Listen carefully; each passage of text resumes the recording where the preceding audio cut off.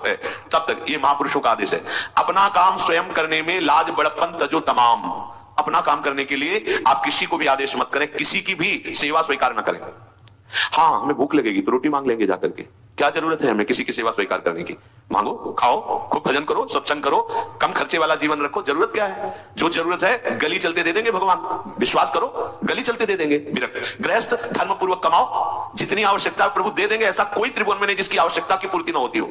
अनावश्यक तुम्हारी मांगे जो है वही तुम्हें दुख दे रही है। आवश्यक व्यवस्था सबको भगवान दी हुई है, अनावश्यक मांग के लिए तुम्हें फिर फंसना होगा। ये तुम्हारी अनावश्यक मांगे हैं, ये हो जाए वो हो जाए वो। जो आपको जीवन जीने के लिए जरूरी है, धर्म पालन के लिए जरूरी है, वो बिना मांगे भगवान दे रहे हैं सबको। देख लो। हाँ, आप कि भाई हमको उस परिकर में रहना है, उस कोर्ट से रहना है, वो सब वीआईपी, तो हमको भी उस कोर्ट का, ये मांगे हैं तुम्हारी। तुम्हारा प्रारब्ध जितना है उतना तुम्हें मिलेगा, जो आवश्यक है वो तुम्हें मिलेगा। अनावश्यक मांगे करोगे फंसोगे, अधर्म में कूदना पड़ेगा तुम्हें।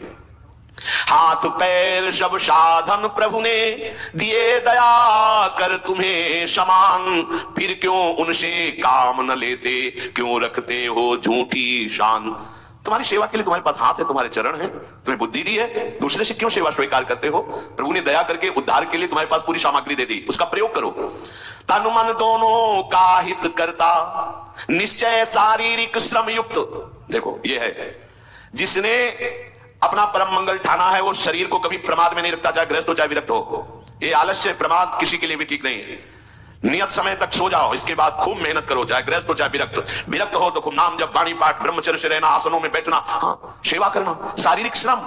खूब सेवा करो, धाम की सेवा करो, नालियां साफ करो, गलियां साफ करो, जो सेवाएं में इसे श्रम करो। ब्रह्मचर्य बचाने के लिए श्रम भी तो होना चाहिए। श्री जी की प्राप्ति के लिए मन वचन कर्म से श्री जी के चरणों का आश्रय लेकर के जितना आप अन्न डालते हो उतना आप इसका प्रयोग करो शरीर का। इससे ममता मत रखो। खूब धाम, पुराने संतों को देखो, सोनी पकड़े कहां कहां तक परिक्रमा में लगा। हमने देखा है एक हरिदासी महात्मा के पीछे पानी घाट की तरफ उनकी छोटी सी कुटिया, किलोमीटर तक ऐसे ही सोनी लगा रहे हैं। वृद्ध वृद्ध महात्मा सेवा करें। अपने लोग जवान महात्मा होकर, शरीर स्वस्थ होकर, बेइज्जती से अगर सोनी पकड़ के खड़े हो जाओगे गली में तो आपको लगेगा अपनी बेइज्जती हो रही है। वाह, कितनी बड़ी इज्जत है हमारी। स्वामिनी के महल की वीथियों में सोहनी लगाने में तुम्हें बेइज्जती लग रही, और आचार्य चरण याचना कर रहे हैं। यत्किंकरीषु बहुशा खलुका कुवाणी नित्यं परस्य पुरुषस्य शिखंड मौले तस्या कदापि रश्मिधेर् वृषभानुजायात् तत्केलि कुंज भवनांगण मार्जनीश्याम। लाडली जो ऐसी कृपा करो कि आपके वृंदावन धाम में कहीं सोहनी लगाने वाली, पोछा लगाने वाली मैं बन जाऊं। मांग रहे हैं। एक से कहा भैया चाहे जितना बुरा प्रारब्ध हो, यहाँ जो भगत आते हैं उनके जूते साफ कर दिया, कोई प्रारब्ध खत्म हो जाएगा। भाई आप समझो ये वो दवा है जो बेजोड़ है, इसे कोई काट नहीं सकता। अच्छा अगर ऐसे ना समझो तो हम आपको समझा रहे हैं। गुरुद्वारे में चले जाओ, चाहे जितना बड़ा अधिकारी हो, सबसे पहली जोरी सेवा यही होती है, पादुका की सेवा करो। समझे नहीं आ रहा तुम्हें? अरे जिसे हम हंसते हंसते कह रहे हैं वही तुम्हारे बंधन काटने का कारण बन जाए, यदि मान लो बात। पर वो हम जूता साफ करेंगे नहीं।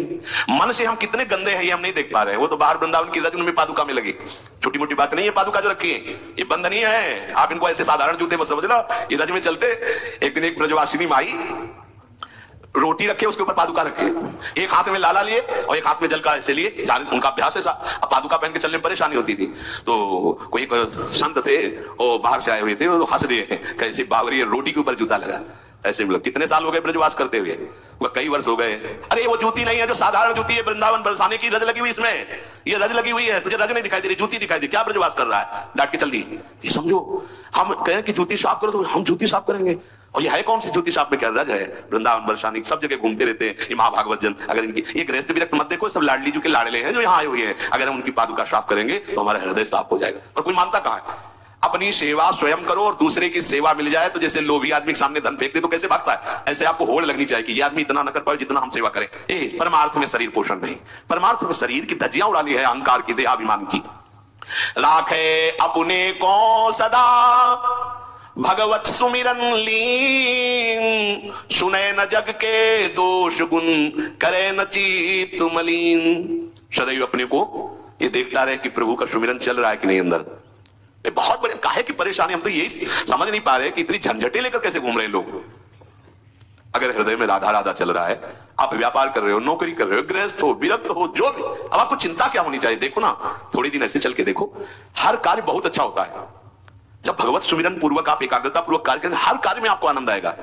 पर वो तो शरीर पोषी, जैसे आग जलने में फफोला पड़ जाता है ना, उसको बहुत संभाल के रखते हैं। ऐसे देहाभिमानी साधक भी होते हैं कोई कोई, इतना शरीर को सजा के, इतना संभाल के कि लगता है यही भगवत प्राप्ति है इनकी, कि इनके शरीर बिल्कुल ऐसे नहीं। नहीं, संतों ने देखो ना कैसे अपने शरीर के राग का त्याग किया है, गुरुजनों की आज्ञा में तत्पर होकर धज्जियां उड़ा दी देहाभिमान की, तब उनको परम पद प्राप्त हुआ है। अपने शरीर का राग रखने वाला परमार्थ में कैसे चल सकता है? कब तक फंसे रहोगे विषयासक्ति वासना में हो दीन? अरे कब तक मन में भरे रखोगे दुर्विचार दुर्भाव मलिन? जिन भोगों के लिए हो रहे तुम लालायित सुख में जान, यही घोर दुख उपजाएंगे, बढ़ जाएगा अज्ञान। इसलिए छोड़ो सब आशा ममता आसक्ति कामना मद अभिमान, एकमात्र शरणागत होकर भजो निरंतर राधे श्याम। प्रभु की आसक्ति हृदय में धारण करो। यही समझ में नहीं आता। चले हो राग त्यागने के लिए, पोषण कर रहे हो शरीर राग का, कैसे बात बने? चलो कोई विषय संसारी है तो लगता है अभी बेचारा है। क्या आप लोग बेचारों की लाइन में थोड़ी हो? आप लोग बेचारों की लाइन में नहीं हो। आप जितने भी चाहे गृहस्थ हो चाहे विरक्त हो,